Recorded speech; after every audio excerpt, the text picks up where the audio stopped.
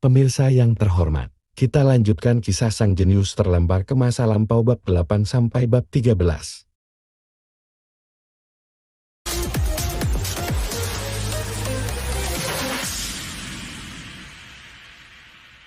Bab 8. Beri hormat ke pemilik tanah. Setelah melihat postur sekelompok orang ini, Wira baru tersadar. Kalian datang buat minta biaya perlindungan. Danu dan Dodi mengepalkan tangannya dengan marah. Hasan yang berdiri di belakang Wira juga mengerutkan keningnya. Sony buru-buru berbisik pada Wira, "Wira, aku lupa kasih tahu. Dia itu bos ikan pasar timur, namanya Iwan Projo. Dia punya julukan, si perusuh. Anak buahnya kira-kira ada sekitar belasan orang. Dia selalu ambil keuntungan 20% dari siapapun yang mau jual ikan di pasar timur." 20%. Wira langsung naik pitam. Kalian ambil keuntungan yang lebih banyak daripada pemerintah. Mereka sudah bersusah payah untuk menangkap ikan selama 2 hari dan harus berjalan kaki ke ibu kota provinsi untuk menjual ikan. Pemerintah hanya meminta keuntungan 10%, tetapi preman-preman ini malah minta 20%. Setelah mendengarnya, Dodi langsung marah. Bahkan Danu yang biasanya sangat tenang juga mengepalkan tangannya erat-erat. Preman-preman ini bahkan lebih kejam daripada pemerintah. Melihat reaksi kedua putranya, Hasan langsung memelototi mereka dan menggeleng. "Kalau mau jualan ikan di pasar timur, kalian harus kasih aku keuntungan 20%. Ini adalah aturan yang kubuat. Kalau nggak mau, silakan tinggalkan ikannya dan pergi," ujar Iwan sambil melambaikan tangannya dengan galak. 8 pria yang terlihat seperti berandalan langsung berjalan maju. Ada yang mengepalkan tangan, ada yang memegang tongkat kayu, ada juga yang bermain dengan belati di tangan mereka. Tatapan mereka semua terlihat sangat garang. Wira mempertimbangkan baik-baik situasinya saat ini. Kelompok Iwan totalnya ada 9 orang. Mereka juga mempunyai senjata dan terlihat seperti preman yang sudah sering berkelahi. Selain Hasan yang merupakan pensiunan tentara, mereka berempat hanyalah petani. Apalagi Wira, dia sama sekali tidak mungkin bisa menang dalam berkelahi. Iwan juga merupakan penguasa lokal pasar timur. Kalau mereka benar-benar berkelahi, dia mungkin bisa mendapatkan bala bantuan. Namun, Wira juga tidak rela menyerahkan 20% keuntungan penjualannya. "Kita juga nggak bakal berpangku tangan kok." Iwan melambaikan tangannya, lalu seorang bawahannya mendekat dengan membawa sebuah timbangan. "Waktu kalian jual ikan, kami bakal bantu timbang beratnya. Jadi kalian nggak perlu terlalu capek."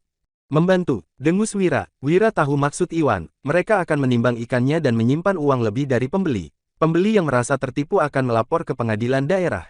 Kemudian, preman-preman ini akan mengatakan bahwa mereka menerima komisi untuk melakukannya.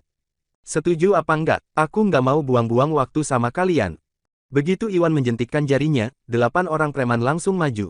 Danu dan Dodi mengepalkan tinju mereka, tetapi Hasan memelototi mereka dan menggeleng lagi. Akal sehat Wira menyuruhnya untuk tunduk pada sekelompok preman ini, tetapi mulutnya malah berkata, "Aku nggak takut sama kamu."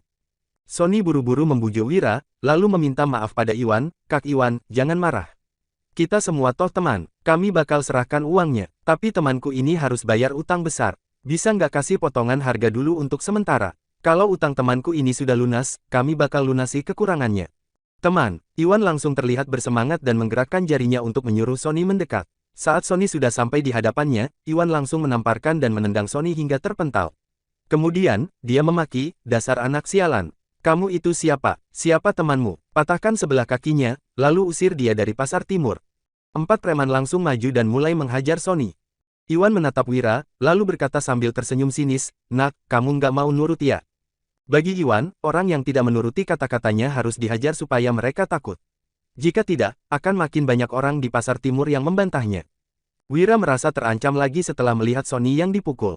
Dodi dan Danu juga sangat marah dan ingin bertindak, tetapi Hasan masih melarang mereka meskipun dia sendiri juga sudah kesal.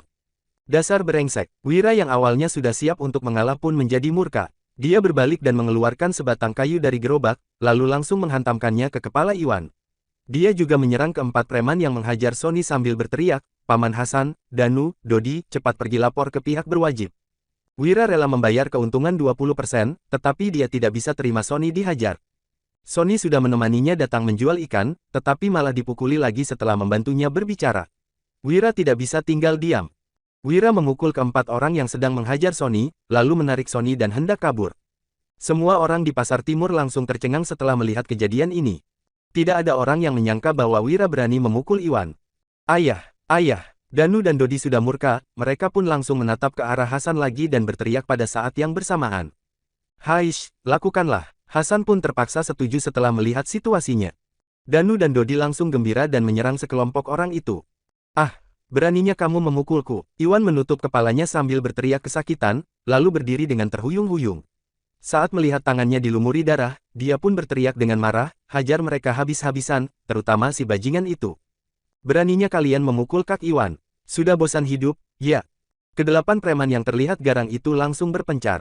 Mereka menyerang kelompok Wira dengan tongkat kayu dan belati mereka. Sony, cepat pergi. Wira mendorong Sony sambil mengayunkan tongkat kayu di tangannya dengan sembarangan. Enggak, aku enggak mau pergi. Meskipun Sony sudah ketakutan, dia tetap memberanikan diri untuk menghadang di depan Wira. Mau kabur? Jangan harap kalian bisa kabur. Patahkan tangan dan kaki mereka, teriak Iwan dengan kesal. Jika dia tidak memberi pelajaran pada kelima orang ini, tidak ada orang di Pasar Timur yang akan tunduk padanya lagi. Begitu kedelapan preman itu mau bertindak, Danu dan Dodi langsung menyerbu mereka. Danu menarik tangan Wira dan Sony, lalu langsung berlari keluar dari pengepungan para preman. Kedelapan orang itu pun langsung menyerang Dodi. Selama ada aku, Zabran Darmadi, kalian nggak bakal bisa memukul Kak Wira. Dodi langsung berjongkok dan menyandung kaki para preman itu hingga jatuh. Begitu berdiri, mereka langsung ditinju Dodi lagi. Dalam sekejap, mereka semua langsung tersungkur di lantai sambil berteriak kesakitan. Tidak ada seorang pun yang bisa berdiri lagi. Dia berlatih bela diri. Iwan yang sudah menyaksikan aksi Dodi pun buru-buru kabur. Namun, sebelum dia sempat kabur jauh, Dodi sudah menendang punggungnya. Teriakan kesakitan Iwan pun menggema di seluruh Pasar Timur. Semua pedagang dan penduduk di Pasar Timur langsung tercengang. Mereka memandang Dodi dan mengingat nama, Zabran Darmadi, yang diteriakannya tadi. Dodi menyeret Iwan ke hadapan Wira, lalu berkata dengan bangga, Kak Wira, sudah kubilang kalau aku jago berkelahi. Wira membatin, aku nggak tahu kalau kamu bisa langsung lawan 10 orang sendirian. Kalau tahu kamu begitu hebat, buat apa tadi aku bersabar? Gubrak. Setelah melemparkan Iwan ke hadapan Wira, Dodi berkata dengan santai, Kak Wira, kamu mau gimana hukum orang ini? Aku sudah hantam dia sekali kok. Setelah itu, Wira menarik Sony dan berkata, Sony, tadi dia sudah menamparkan dan menendangmu. Sekarang, giliranmu balas dendam. Ah, nggak perlu. Meskipun Dodi memang kuat, Sony tetap tidak berani memukul preman besar itu. Setelah mendengar penolakan Sony, Wira berkata dengan serius, kita nggak cari masalah, tapi kita juga nggak takut dapat masalah. Kamu harus pukul dia balik supaya kelak dia nggak berani cari masalah sama kamu lagi. Kalau kamu sopan sama dia, dia pasti kira kamu takut sama dia dan bakal menindasmu lagi.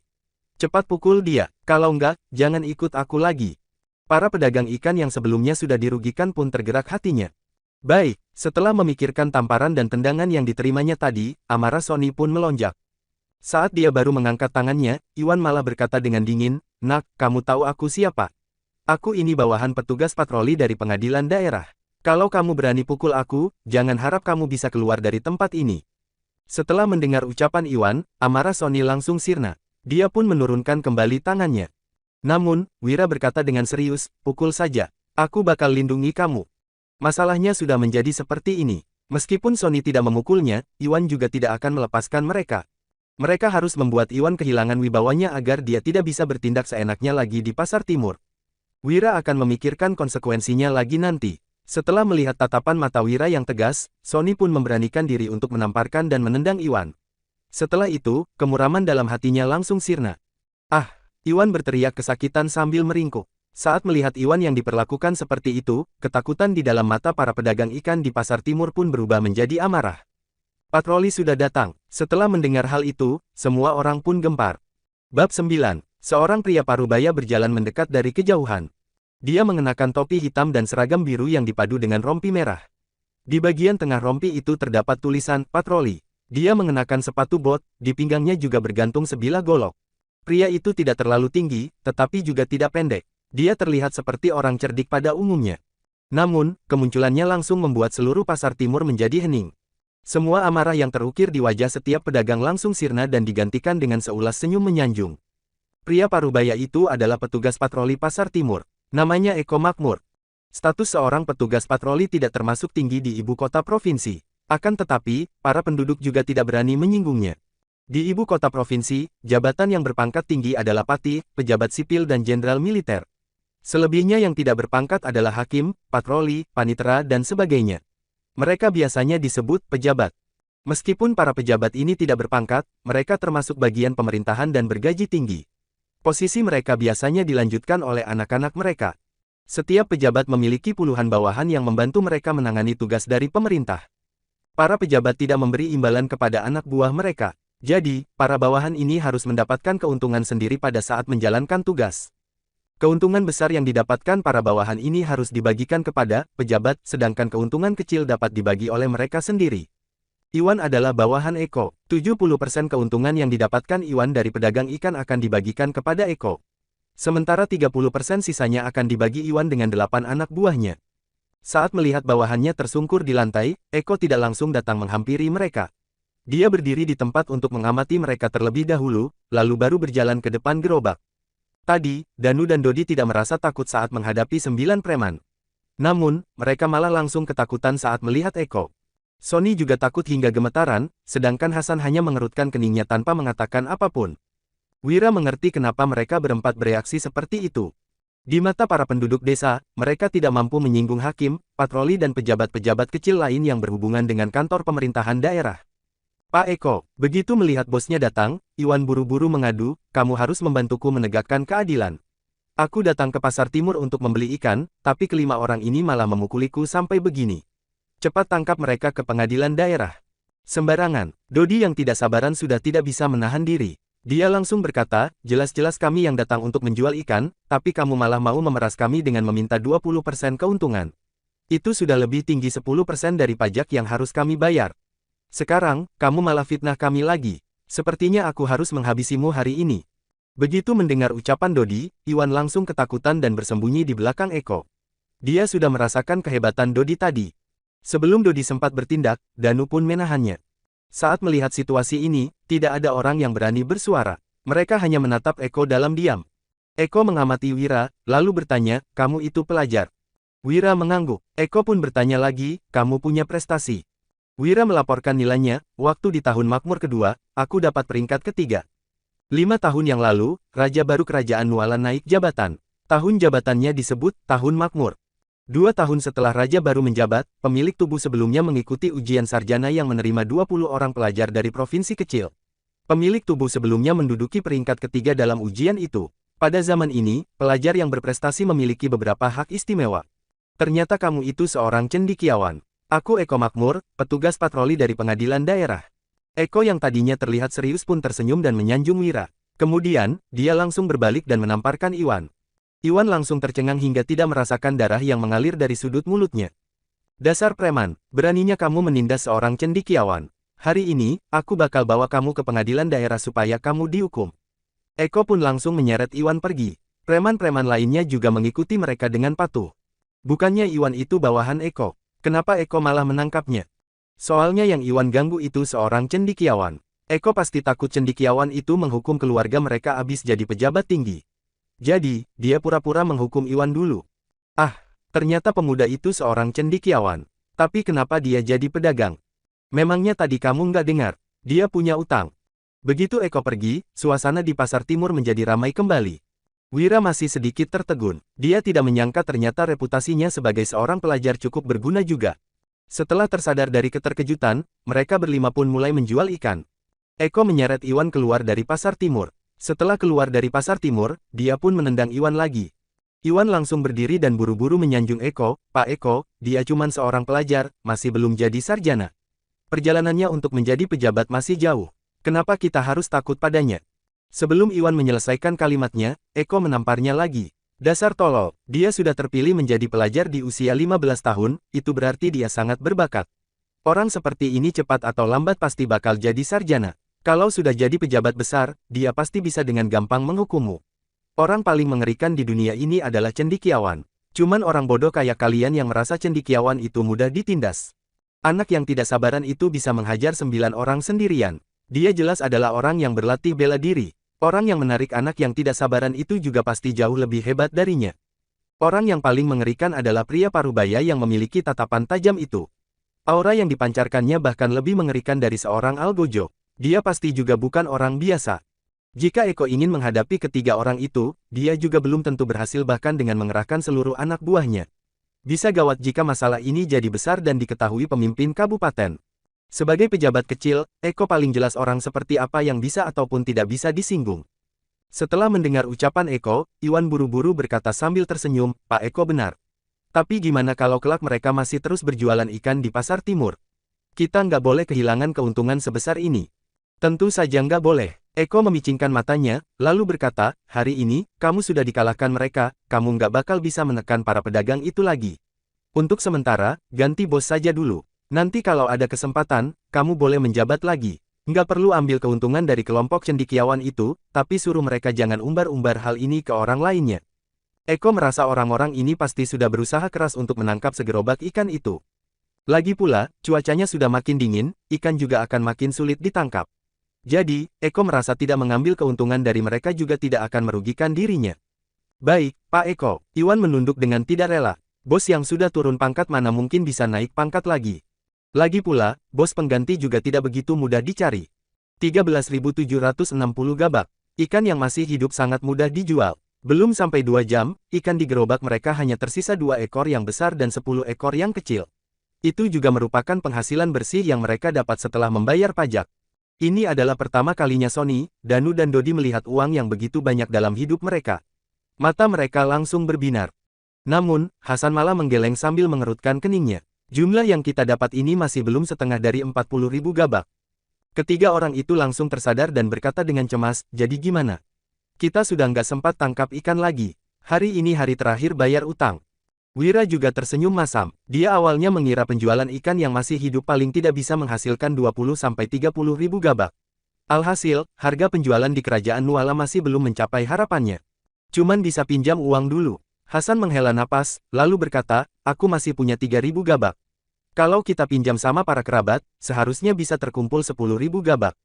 Penduduk desa sangat miskin, tidak banyak orang yang bisa mengumpulkan 3.000 gabak. Sony berkata sambil menggertakkan giginya, coba aku cari Kak Surya buat pinjam uang. Sekarang, kita sudah punya teknik rahasia tangkap ikan. Biarpun kita nggak kasih tahu mereka caranya, asalkan kita bisa menjanjikan sedikit keuntungan, dia mungkin bisa pinjamin sekitar 5,000 sampai 6,000 gabak. Dengan begitu juga masih kurang 10.000 gabak. Danu menatap Wira dan berkata, Kak Wira, gadai saja gelang kakak ipar. Kita sudah punya teknik rahasia tangkap ikan. Kita bisa dapatkan kembali gelangnya dalam beberapa hari dengan membayar tambahan sedikit bunga.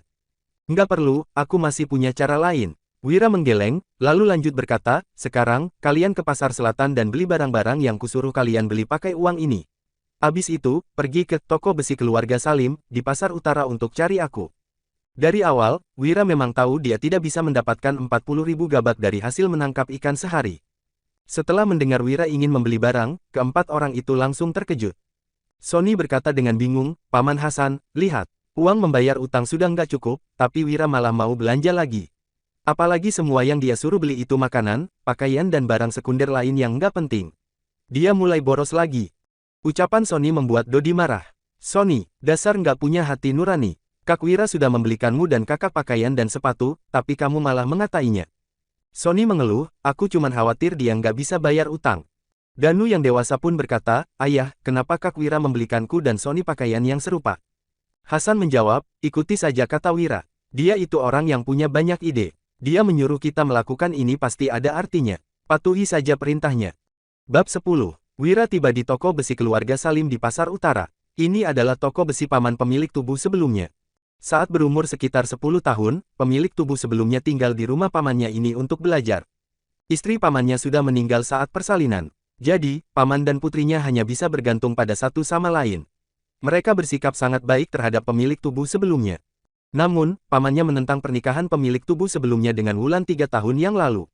Bagaimanapun juga, ada rumor bahwa keluarga Linardi akan dilenyapkan. Pamannya khawatir pemilik tubuh sebelumnya akan terlibat masalah. Akan tetapi, pemilik tubuh sebelumnya malah tidak mendengar nasihat pamannya. Alhasil, hubungan mereka pun menjadi dingin. Saat menikah, pemilik tubuh sebelumnya bahkan tidak mengundang pamannya. Selama 3 tahun terakhir, dia juga tidak pernah mengunjungi pamannya. Saat tiba di depan toko besi yang tidak asing itu, Wira pun berjalan masuk. Siapa? Terdengar suara seseorang dari dalam rumah. Kemudian, seorang gadis berjalan keluar. Saat melihat Wira, dia langsung tercengang. Setelah beberapa saat, dia baru berkata dengan cemberut, sudah punya istri langsung lupain pamannya.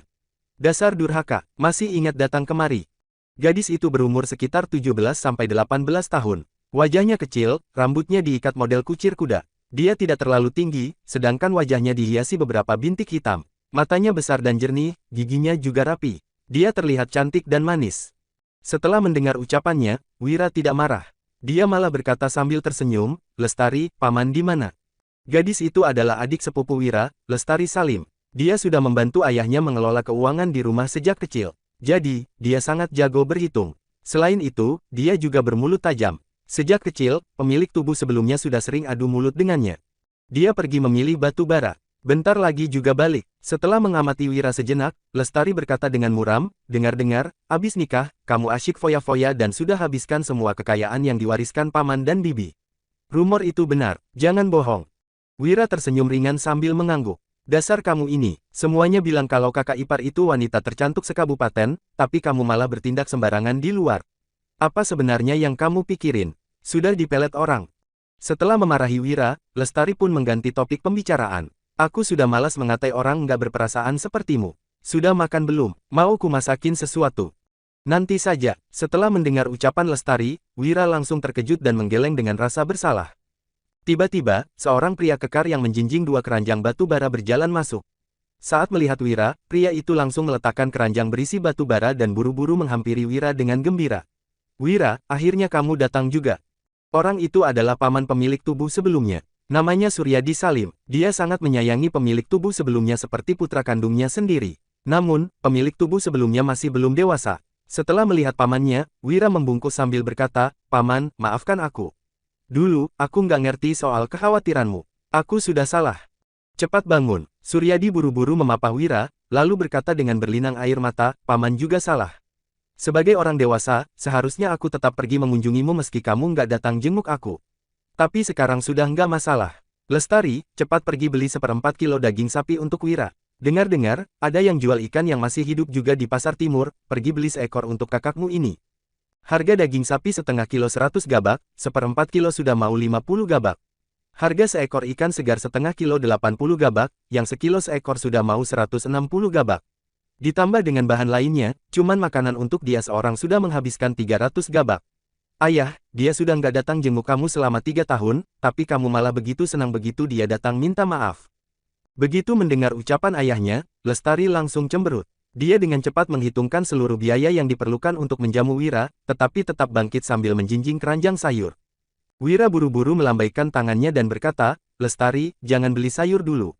Aku butuh bantuanmu."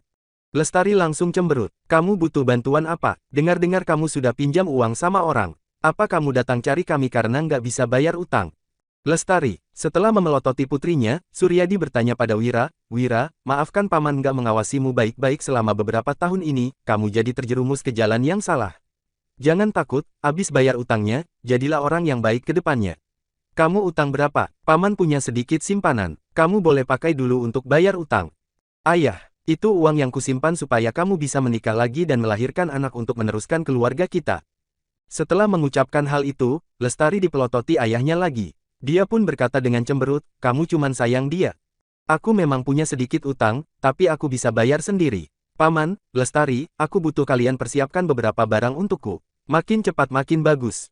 Wira pun menyebutkan semua barang-barang yang diperlukannya. "Panci besi, corong, lumpur kuning, panci besar. Kamu perlu itu semua buat apa?" Setelah mendengar benda-benda yang diperlukan Wira, Lestari pun bertanya dengan kebingungan. Namun, kedua orang itu segera mempersiapkannya. Tidak lama kemudian, Hasan, Sony, Danu dan Dodi tiba di depan toko besi keluarga Salim. Mereka berempat berdiri di depan pintu dengan canggung. Suryadi buru-buru mempersilakan mereka masuk. Saat melihat barang bawaan mereka, Suryadi berkata dengan terkejut, "Mau datang ya datang saja, buat apa bawa begitu banyak barang? Harga setengah kilo gula mentah sudah 100 gabak. Ini setidaknya ada sekitar 20-25 kilo, harganya paling nggak 4.000 gabak. Sebuah kotak cendana sebesar ini paling nggak 1.000 gabak, 2 biji sudah 2.000 gabak.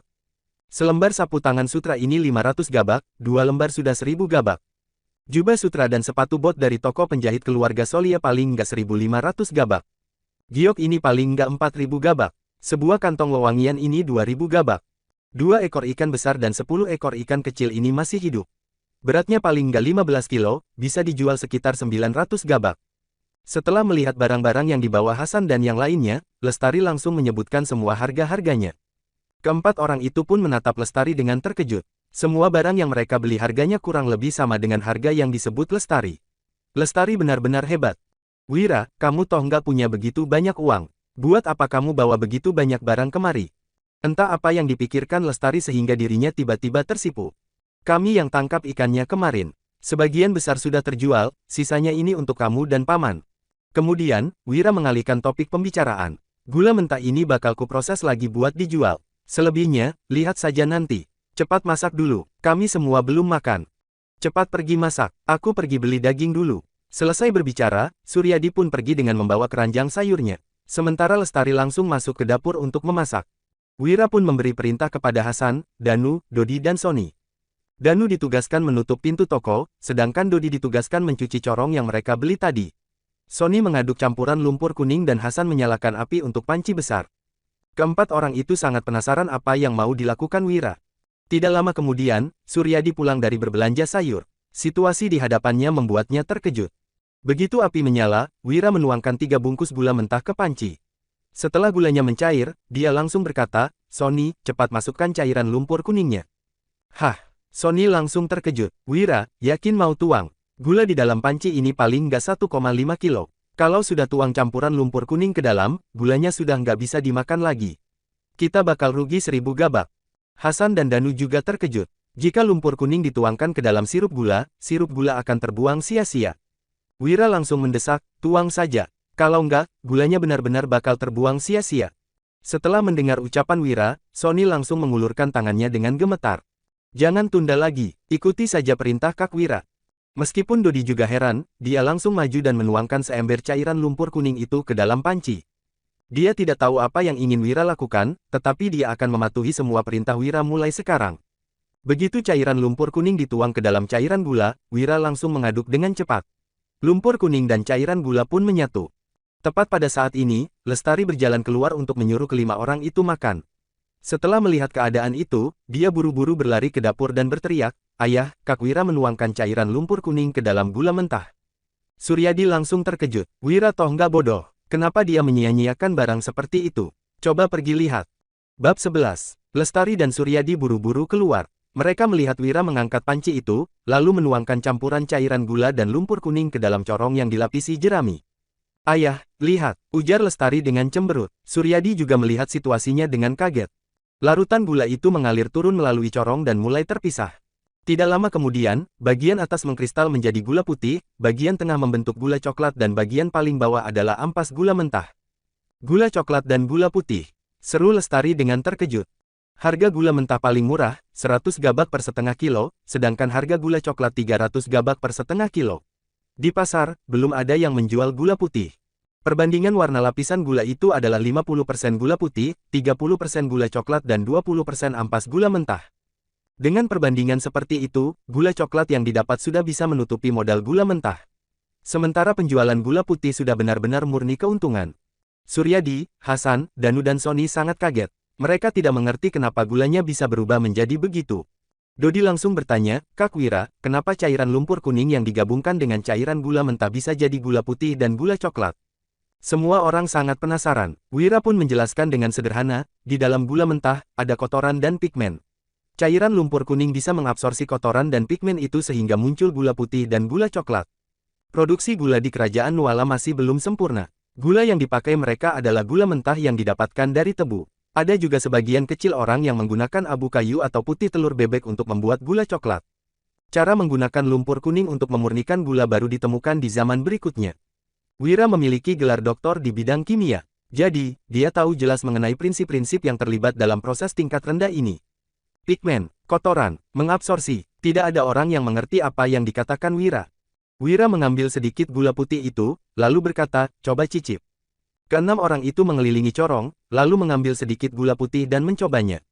Mata Lestari langsung berbinar setelah mencicip gula putih itu. Manis banget, lebih manis dari gula mentah dan gula coklat.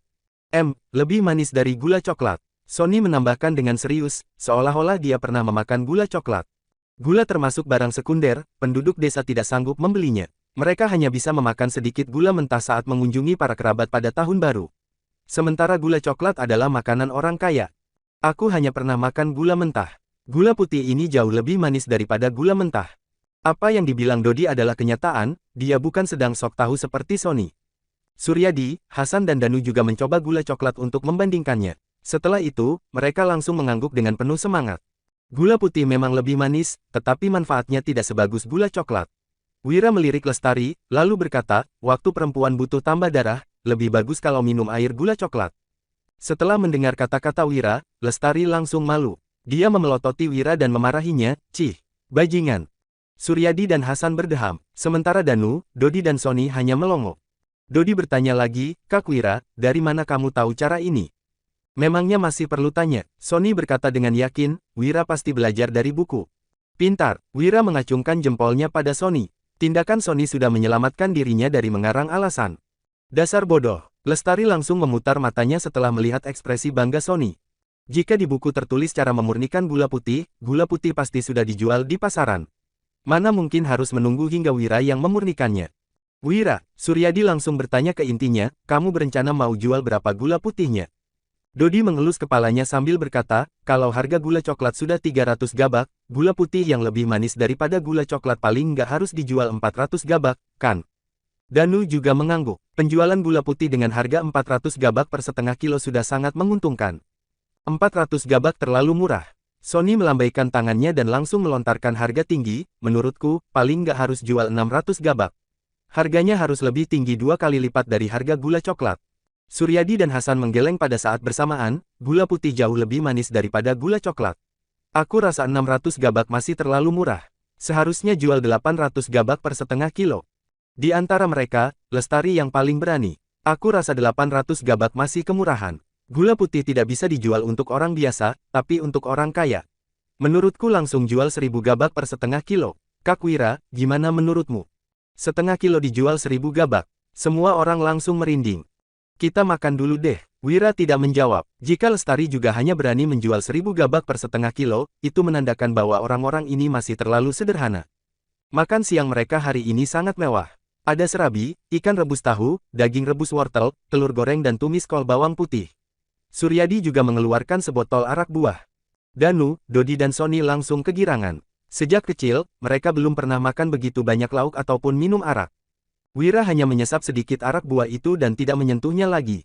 Rasanya terlalu pahit. Arak buah ini mengandung terlalu banyak tanin yang harus diuraikan dengan gliserin. Jika tidak, arak buah ini akan berdampak buruk bagi tubuh setelah dikonsumsi terlalu banyak. Namun, orang-orang di era ini tidak mengetahuinya. Bagi mereka, yang penting ada alkohol yang bisa diminum. Selesai makan, Wira mengajarkan poin-poin penting dalam pemurnian gula putih. Dari besarnya api yang digunakan untuk merebus gula, perbandingan air dan lumpur kuning sampai waktu yang tepat untuk menuangkannya ke dalam corong. Setelah kelima orang itu bisa melakukan seluruh prosesnya sekali tanpa kesalahan, Wira baru pergi mandi dan mengganti bajunya. Dia memakai jubah sutra yang dibeli tadi, di bagian pinggangnya tergantung tas wewangian dan giok putih. Dia juga memegang sebuah kipas kertas. Penampilannya itu membuatnya terlihat sangat mirip dengan putra dari keluarga kaya. Setelah melihat penampilan Wira, Lestari pun tercengang. Dia langsung tersipu dan memalingkan muka. Kemudian, dia berkata, "Bukannya cuma mau jual gula. Buat apa kamu berpakaian begitu bagus? Memangnya bakal ada yang beli jualanmu? Kalau aku berpakaian kayak rakyat biasa, biarpun kita menjual gula putihnya ke toko gula, mereka juga bakal berusaha keras untuk turunin harganya." Wira menoleh ke arah Lestari, lalu lanjut berkata, "Kamu bantu aku dulu dengan pura-pura jadi pembantuku." "Jadi pembantumu?" Setelah mendengar kata-kata Wira, Lestari langsung berkacak pinggang. "Wira, kamu jangan dikasih hati minta jantung." Wira berkata sambil mengangkat alisnya, "Gimana kalau imbalannya gelang giok, sepasang anting perak dan 1 jepit rambut perak?" "Sepakat." Lestari langsung berlari ke kamarnya untuk mengganti pakaian. Wira berteriak lagi, "Danu, Sony, cuci muka kalian dulu. Abis itu, pakai ini." Danu dan Sony buru-buru menghampiri Wira, lalu mengganti pakaian mereka yang sudah bau amis ikan dengan pakaian dan sepatu baru. Dodi sangat iri setelah melihatnya. Dari kecil sampai besar, dia selalu memakai pakaian yang lusuh. Dia belum pernah sekalipun memakai pakaian sebagus yang dipakai Danu dan Sony sekarang. Sony yang baru pertama kali memakai pakaian sebagus itu juga sangat senang. Dia pun mulai berjalan dengan penuh percaya diri. Sementara Danu juga terlihat bergaya. Tidak lama kemudian, Lestari juga sudah selesai mengganti pakaiannya. Dia berdandan tipis dan memakai sedikit perhiasan. Setelah melihat penampilan Lestari, Wira merasa kecantikan Lestari sudah hampir mengimbangi kecantikan Wulan. Danu, Dodi dan Sony juga terpesona setelah melihat penampilan Lestari. Ayo kumpul dulu, aku mau kasih tahu dulu apa yang harus kita lakukan nanti. Saat Wira menjelaskan rencananya, Danu, Sony dan Lestari pun melontarkan pertanyaan sesekali. Tidak lama kemudian, Suryadi, Hasan dan Dodi sudah selesai memurnikan semua gula mentah. Gula mentah sebanyak 25 kilo menghasilkan sekitar 12,5 kilogram gula putih, 7,5 kilogram gula coklat dan 5 kilogram ampas gula. Kedua kotak cendana yang mereka beli sebelumnya digunakan untuk mengisi 10 kilogram gula putih yang akan dijual di pasar timur. 1,5 kilogram gula putih dan 2,5 kilogram gula coklat diberikan kepada Suryadi. Sisanya akan Wira bawa pulang ke dusun. Ketujuh orang itu dibagi menjadi dua kelompok untuk pergi ke pasar timur. Pasar timur sangat besar. Selain menjual ikan, daging, sayuran, hasil pertanian dan minyak, ada juga toko yang menjual makanan kering, makanan laut serta makanan manis. Wira memberikan 10.000 gabak kepada Suryadi, lalu menyuruhnya membawa Hasan dan Dodi pergi membeli barang yang diperlukan. Setelah menyewa sebuah kereta kuda, Wira dan Lestari duduk di dalam kereta. Danu mengendarai kereta, sedangkan Sony berjalan mengikuti kereta di samping. Mereka semua sangat gugup tetapi juga bersemangat. Mereka mengendarai kereta kuda itu ke toko gula keluarga Suteja. Ini adalah toko milik keluarga Suteja yang merupakan keluarga berkuasa di Kabupaten Uswal. Bab 12. Kusir mengeluarkan sebuah balok penumpu dan menyuruh Lestari turun terlebih dahulu. Kemudian, dia baru memapah Wira untuk turun dari kereta. Danu dan Sony mengeluarkan dua kotak cendana dari dalam kereta. Saat melihat keempat orang itu memasuki toko, pegawai toko pun menyambut mereka dengan ramah, "Tuan, apa yang bisa aku bantu?" Setelah melihat reaksi pegawai toko, Danu dan Sony langsung mengerti maksud Wira menyuruh mereka berganti pakaian. Tadi pagi saat mereka berempat mau membeli barang, mereka bahkan sudah diusir terlebih dahulu sebelum mengatakan apa-apa. Sekarang, setelah melihat pakaian mereka, pegawai toko malah langsung bersikap sangat ramah. Wira berkata dengan penuh percaya diri, "Aku datang untuk cari pemilik toko, suruh dia keluar." "Namaku Hendra Suteja, siapa namamu? Untuk apa kamu kemari?" Hendra Suteja, tuan ketiga keluarga Suteja yang gemuk itu berjalan turun dari lantai 2. Dia mengamati Wira terlebih dahulu, lalu melirik Lestari, Danu dan Sony. Kemudian, seulas senyum ramah muncul di wajahnya. Setelah melihat pakaian mereka yang bagus, Hendra langsung merasa Wira berasal dari keluarga yang sekaya keluarga Suteja. "Namaku Wira, Pak Hendra, dengar-dengar kamu itu pedagang makanan manis yang paling berpengalaman di Kabupaten Uswal. Aku punya sedikit barang langka, entah kamu pernah lihat apa enggak?" Sebelum menunggu Hendra mempersilakannya duduk, Wira sudah langsung duduk. Sony menuruti perintah Wira untuk meletakkan kotak cendana yang dia pegang di atas meja, lalu kembali ke tempatnya. Setelah itu, Lestari pun maju dan membuka kotak cendana itu. Saat mengangkat sapu tangan yang menutupi kotak itu, dia membatin, "Kak Wira ngapain sih?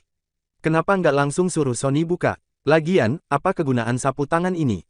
Saat Lestari melangkah ke samping, Hendra yang melihat gula putih di dalam kotak itu langsung terkejut. Dia buru-buru melangkah maju dan berseru, Kenapa kamu bisa punya begitu banyak lapisan gula?" Pada saat merebus gula mentah, kadang-kadang bisa terbentuk lapisan gula. Namun, jumlahnya hanya sedikit. Di dalam kotak cendana yang sebesar ini, ada sekitar 4-5 kilogram lapisan gula.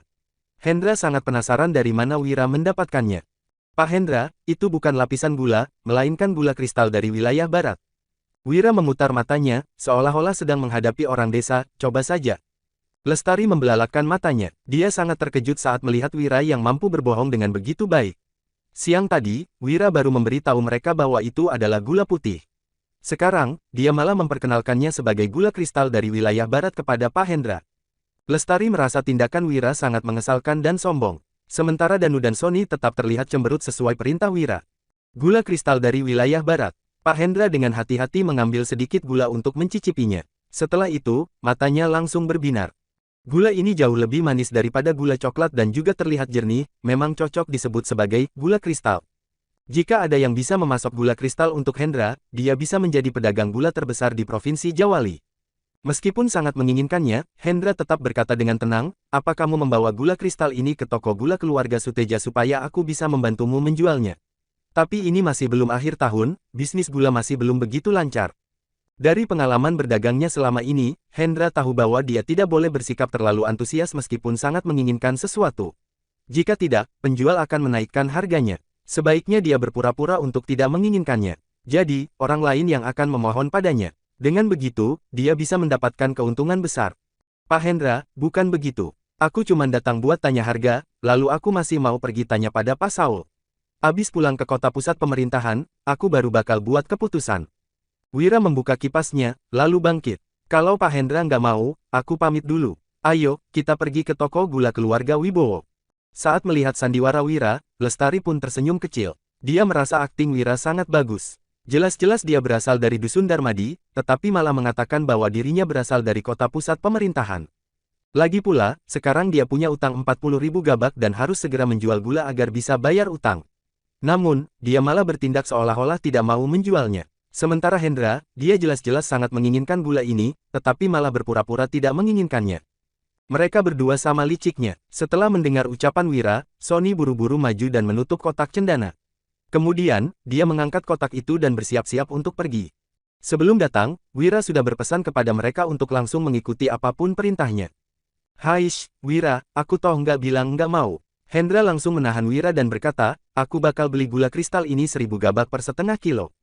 Keluarga Wibowo juga menjual gula. Jika mereka mendapatkan gula kristal ini, bisnis mereka pasti menjadi jauh lebih baik daripada bisnis keluarga Suteja. Setelah mendengar ucapan Hendra, Lestari mendengus dalam hati. Tadi, dia yang mengestimasikan harga itu. Ternyata gula ini memang bisa terjual dengan harga setinggi itu. 1000 gabak. Wira melirik Hendra dengan tatapan merendahkan, lalu berkata dengan cemberut, minggir. Wira, aku salah. Gimana kalau 1500 gabak? Enggak, gimana kalau 2500 gabak? Hendra tersenyum sambil menaikkan harga. Saat melihat Wira masih tidak memedulikannya dan hendak pergi, dia pun berseru, baik, Wira. Aku nggak bakal dapat keuntungan. Anggap saja kita berteman, aku kasih 3000 gabak per setengah kilo. Lestari memandang kejadian ini dengan gugup. Dia berharap Wira langsung setuju karena 3000 gabak sudah lebih tinggi 3 kali lipat dari perkiraannya. Danu dan Sony juga sedikit lemas setelah mendengar harganya. Meskipun penduduk desa bercocok tanam dengan susah payah selama setahun, mereka juga tidak mungkin bisa menghasilkan 3000 gabak. Namun, gula putih yang dihasilkan Wira ini malah bisa dijual 3000 gabak per setengah kilogram. Aku nggak layak berteman sama Pak Hendra. Aku pamit dulu. Wira tersenyum dingin, lalu lanjut berjalan keluar. Wira, gimana pun juga, ini cuman makanan. Harga 3000 gabak sudah sangat tinggi. Baiklah, aku nggak masalah rugi dikit. Gimana kalau 4000 gabak? Hendra menaikkan harga lagi. Namun, saat melihat Wira yang tetap tidak menghiraukannya, dia pun berkata dengan kesal, Wira, gimana kalau 5000 gabak? Ini harga tertinggi yang bisa kukasih. Kalau kamu masih nggak setuju, pergi saja ke toko gula keluarga Wibowo. Lihat berapa harga yang bisa mereka kasih. Lestari, Danu dan Sony sudah tercengang. Kali ini, Wira juga menghentikan langkahnya. Hendra mengira Wira sudah setuju. Dia pun mengeluh, Wira, meski gula kristal memang langka, gimana pun juga itu cuman makanan. Harga 5000 gabak sudah sangat tinggi. Namun, Wira malah mencibir, Pak Hendra, kukira kamu itu pedagang paling berwawasan di Kabupaten Uswal. Tapi setelah dengar kata-katamu itu, sepertinya aku sudah salah. Hendra menghela napas, Wira, aku tahu kamu masih pengin harga yang lebih tinggi. Tapi gimana pun juga, itu cuman gula. Memangnya bisa dijual seberapa mahal? Bahkan pemimpin kabupaten juga belum tentu sanggup makan gula yang harganya 5000 gabak per setengah kilo. Lestari menatap Wira dengan cemas. Dia benar-benar ingin mewakili Wira untuk setuju. Namun, Wira mencibir lagi, Pak Hendra, siapa yang bilang kalau gula kristal ini untuk dimakan? Hendra pun kebingungan, Wira, memangnya gula bisa digunakan untuk apa lagi selain dimakan? Lestari, Danu dan Sony juga terkejut dan mempunyai pertanyaan yang sama. Wira berkata sambil tersenyum sinis, ini adalah pertama kalinya gula kristal muncul di kerajaan Nuala, entah kapan baru bakal muncul lagi. Gula kristalnya cuman begitu sedikit, memangnya pemimpin kabupaten masih bisa mendapatkannya. Pejabat kelas rendah yang dapat gula kristal ini mana mungkin memakannya. Nggak peduli siapapun yang mendapatkannya, mereka bakal menghadiahkannya untuk atasan mereka.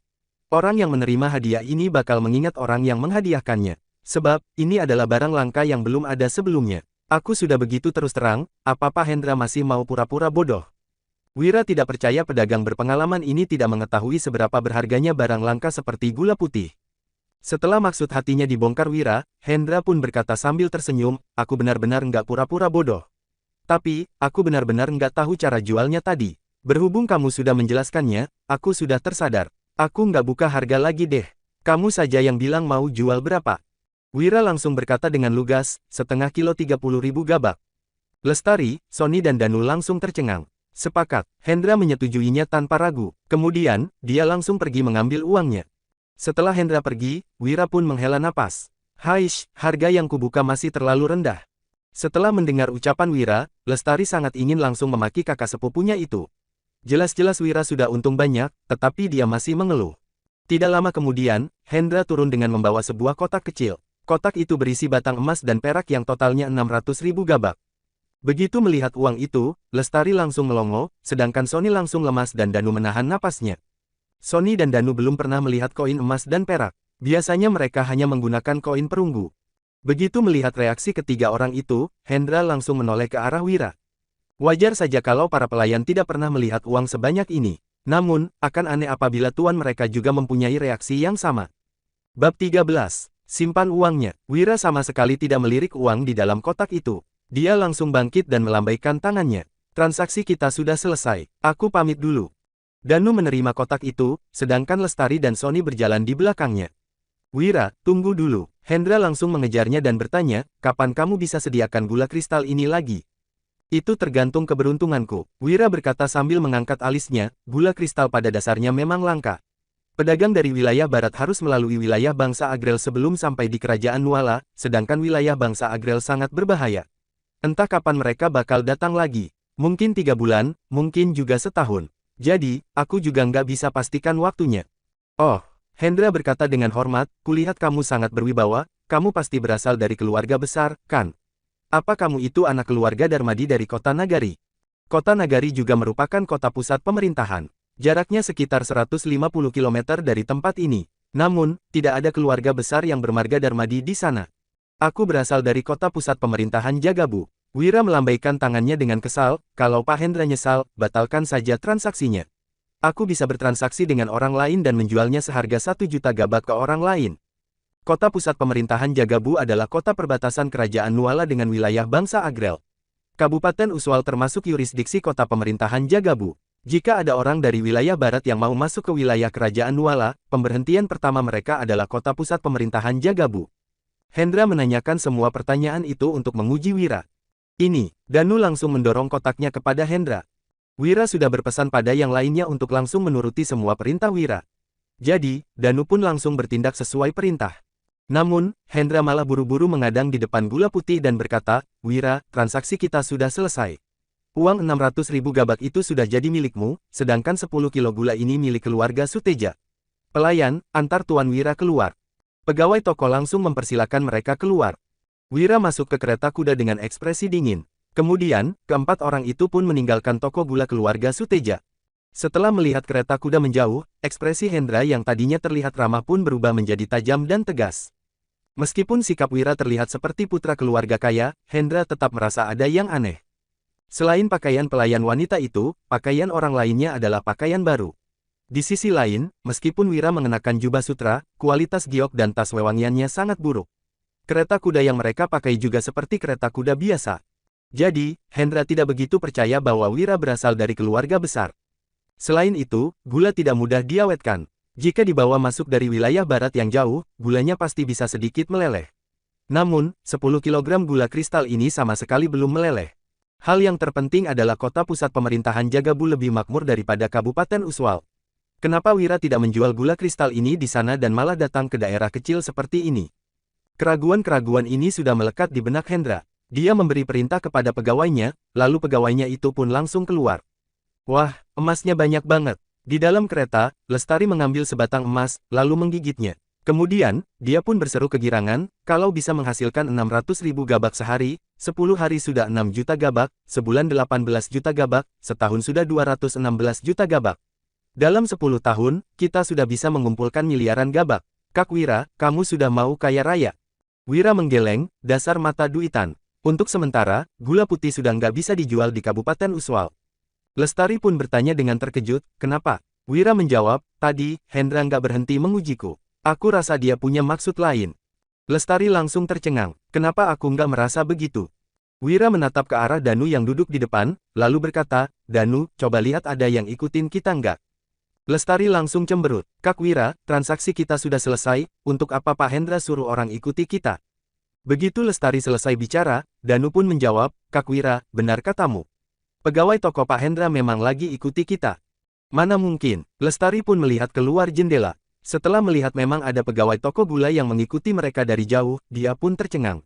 Wira berkata dengan suara yang berat, ini karena aku berlagak jadi putra keluarga besar. Lestari bertanya dengan bingung, gimana kalau kamu jual gula putih dengan status penduduk desa? Wira mendengus. Mungkin mereka bakal langsung menangkapku, lalu menginterogasiku soal cara memurnikan gula putih. Semua orang mengira bahwa orang yang melewati dimensi ke zaman kuno bisa menguasai dunia karena mempunyai keterampilan. Nyatanya, orang berkemampuan tinggi yang tidak mengerti kondisi pada zaman itu hanya akan dikendalikan orang. Mereka akan dianggap sebagai pencetak uang yang bisa dimanfaatkan dengan mudah. Nggak mungkin deh, Lestari berkata dengan ragu, keluarga Suteja terkenal baik dan dermawan di ibu kota provinsi. Wira menggeleng dan berkata dengan serius, Lestari, orang yang benar-benar baik hati nggak bakal sukses. Kamu nggak ngerti seberapa besar keuntungan yang bisa didapatkan dari pemurnian gula mentah menjadi gula putih. Kalau keluarga Suteja mengetahui teknik ini, mereka pasti bisa menjadi salah satu keluarga terkaya di dunia. Mana mungkin Hendra melewatkan kesempatan untuk dapat keuntungan sebesar ini? Ini adalah pertama kalinya Lestari bertemu dengan masalah seperti ini. Dia pun menjadi takut dan bertanya, jadi, gimana ini? Danu dan Sony juga ketakutan. Ini pertama kalinya mereka merasa dunia ini jauh lebih rumit daripada yang mereka bayangkan. Wira berpesan, kalau sudah pulang nanti, cepat habiskan semua gula putih itu. Jangan biarkan orang lain melihatnya. Akhir-akhir ini, kamu juga jangan keluar rumah dulu. Kalau mau beli sayur, suruh Paman Suryadi saja. Nanti aku pergi ke kota pusat pemerintahan Jagabu saja untuk jual gula putihnya. Lestari langsung terkejut. Ini sudah cukup bahaya, tapi kamu masih mau pergi ke kota pusat pemerintahan. Wira terkekeh, lalu berkata, di tempat yang makin besar, uang makin mudah didapatkan. Di kota pusat pemerintahan, 10 kilo gula putih ini paling nggak bisa dijual 1.000.000 gabak. Lestari langsung tergagap, 1.000.000 gabak. Danu, hentikan mobilnya, beri pelajaran pada pegawai toko itu. Wira lanjut berkata, suruh dia sampaikan pada Pak Hendra. Kalau mau berbisnis dengan jujur, kelak kita pasti bisa kerja sama lagi. Tapi kalau dia punya niat buruk, jangan harap aku bekerja sama dengannya lagi. Tidak lama kemudian, pegawai itu kembali ke toko gula keluarga Suteja. Dia menunjukkan pergelangan tangannya yang bengkak dan menyampaikan pesan Wira. Setelah mendengar hal itu, ekspresi Hendra langsung menjadi sangat suram. 1 jam kemudian, setelah berbelanja dan mengembalikan kereta kuda, ketujuh orang itu berkumpul di depan gerbang kota. Melihat barang bawaan Wira yang begitu banyak, Suryadi pun panik. Lestari, kenapa kamu nggak nasihatin Kak Wira untuk jangan belanja begitu banyak? Utangnya masih belum lunas, loh. Lestari langsung menunduk dengan malu. Dia sudah berusaha menasihati Wira, tetapi Wira malah langsung membelikannya gelang, anting dan jepit rambut tanpa melakukan tawar-menawar. Wira juga membelikannya 2 set baju, sepatu dan bedak pipi merah yang sudah dia inginkan sejak lama. Bukan hanya begitu, Wira tentu saja juga berbelanja untuk orang lainnya. Wira memberikan sebuah tas kain kepada Suryadi. Paman, jangan salahkan Lestari. Sebagai kakak sepupunya, sudah seharusnya aku membelikannya sedikit hadiah. Ini pakaian dan sepatu untuk Paman. Nanti coba pakai cocok atau enggak. Hah, ada hadiahku juga. Ngapain kamu habisin uang beli semua ini untukku? Aku nggak kekurangan apa-apa kok. Suryadi menerima tas kain itu sambil tersenyum senang. Berapa banyak yang kamu habiskan? Apa masih cukup bayar utang? Kalau nggak cukup, Paman pinjamin uangnya. Sudah cukup kok, Paman. Waktunya sudah larut, kami pulang dulu ya. Wira melambaikan tangannya, lalu mengingati Lestari lagi, jangan lupa soal pesanku. Iya, jawab Lestari dengan kesal. Sepanjang perjalanan mereka tadi, Wira sudah mengingatkannya berkali-kali untuk tidak membocorkan cara pembuatan gula putih. Wira juga menyuruhnya untuk menyimpan gula itu dengan baik dan menghabiskannya secepat mungkin. Setelah berpamitan, Wira dan yang lainnya pun pulang. Suryadi menatap kepergian mereka, lalu bertanya pada Lestari setelah mereka sudah jauh, berapa hasil penjualan gula putih Wira? Kenapa dia bisa membeli begitu banyak barang? Lestari menjawab, 60.000 gabak. Sebelum Lestari sempat menyelesaikan kata-katanya, Suryadi sudah memotong, kalau gitu, yang tersisa setelah bayar utang juga cuma 20.000 gabak. Kenapa kamu nggak nasihati dia supaya nggak sembarangan belanja? Lestari melihat ke sekeliling, lalu berbisik, ayah, bukan 60.000 gabak, tapi 600.000 gabak. Apa? 600.000. Astaga, mana mungkin, ujar Suryadi dengan terbata-bata. Lestari lanjut berkata, ayah, ku kasih tahu deh. Kak Wira jago sandiwara, loh. Setelah mendengar cerita Lestari, Suryadi pun mengerutkan keningnya. Kenapa pakaian dan kain ini berat banget? Begitu melihat ke dalam, ternyata ada sebatang emas dan 2 batang perak yang terselip di dalam pakaiannya. Lestari pun terkejut. Tadi, mereka semua belanja bersama. Namun, Lestari tidak tahu kapan Wira memasukkan uang itu ke dalam tas kain ini. Suryadi juga terkejut, lalu berkata dengan berlinang air mata, Kak, Wira sudah besar. Dia sudah bisa menyayangi orang lain. Sayang sekali kamu sudah meninggal. Kalau enggak, kamu pasti bisa hidup bahagia.